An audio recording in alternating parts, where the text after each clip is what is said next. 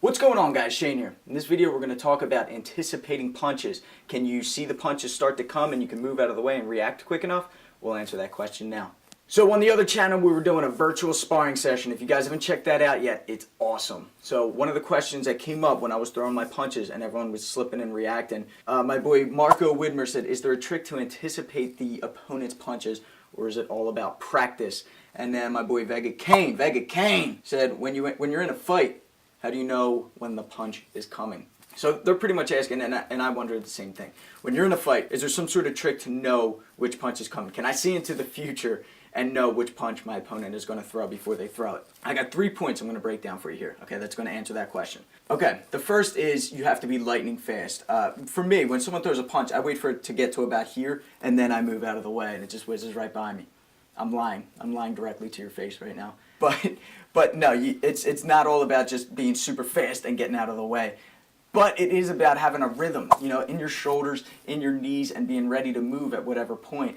Sort of anticipating, obviously a punch is going to come, but you're not going to be able to guess if it's the left or right hand, and you're not going to be able to know at what speed, at what angle it's coming. But you do have to practice sparring. You do have to practice your reaction time, whether it's in the ring or whether it's virtual sparring on the other channel, My Fight Gym. But you always have a little rhythm. You never see a boxer stand upright like this, and then when a punch comes, they just jerk out of the way because they're not going to move quick enough. People train their punches to be fast, okay? You have to move super fast, but you're not going to be able to move your torso, your chest, your shoulders, your head out of the way as fast as someone can pop a punch, right? So you need to sort of be in the motions, in the rhythm, already halfway there, so when that punch is coming, all you got to do is move a little bit and get out of the way. Okay, so it is about practice. It is about knowing how to slip correctly. A to B, boom, just get there, get out of the way. All right, the next point I want to say is look for patterns. Okay, you have to be smart enough and calm enough to see patterns that your opponent, that your training partner is doing. So what this means is you're not looking into the future per se, but you can pick up on patterns that your opponent, or combos that your opponent favors and likes to throw. I remember when I first started boxing sparring, I was going against guys who were in there who had been training much longer than me. And there was this one guy, and he was just always beating me, and I was always like, he's just so much quicker than me. He's so much faster. I can't touch him. And my friend was like, I have no problem sparring him because all he does is jab, cross, hook. And I was so caught up in just getting punched, and I wasn't looking for the patterns, looking for the actual punches that he was throwing. And then sure enough, I went in there next time knowing, okay, he favors that jab, cross, hook.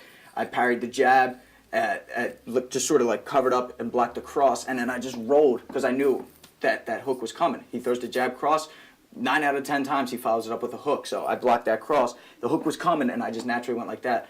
Whizzed right over top of my head, and I followed up with punches. So there are, for every fighter, I mean, they're going to mix it up. They don't want to be predictable, but there will be certain punches, certain combos that they favor and that they throw most often. Look at it this way. When you come out into a fight in a boxing match, most of the time guys are going to come out pumping that jab. All right, so you're probably going to be getting ready to slip that jab. Okay, that's one pattern right there that you look for. What I like to do is sit back a little bit, and I'll be more defensive, and I'll just sort of catch the punches and see, what kind of fighter am I dealing with? Is he aggressive? Is he defensive? Is he southpaw? Is he orthodox? Like simple things like that. And then as the fight goes on, you got to stay smart and calm and try to pick up on the patterns. Someone who's very famous for doing this, Floyd Mayweather, all right? He's very calm. He watches from back here. He watches what his opponent's doing. And, of course, he studies them ahead of time. He watches their fights, and he knows what they like to do.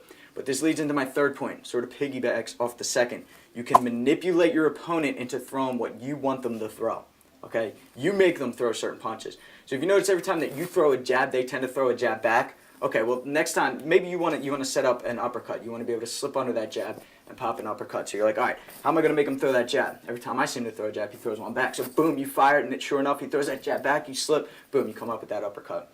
Okay, so just certain things. Maybe if you hit this side of their head, they tend to counter same side. Some gyms, some coaches will just teach that. They'll block here, and they'll counter same side. Other gyms will teach the opposite. They'll block here, and they'll counter with the left hook. They'll block here, and they'll come with the right hand. So maybe these are just things that you need to pick up on, things you need to realize. You got to take the initiative. Even though you're making them throw the first punch, you're one step ahead of them because you're making them throw that.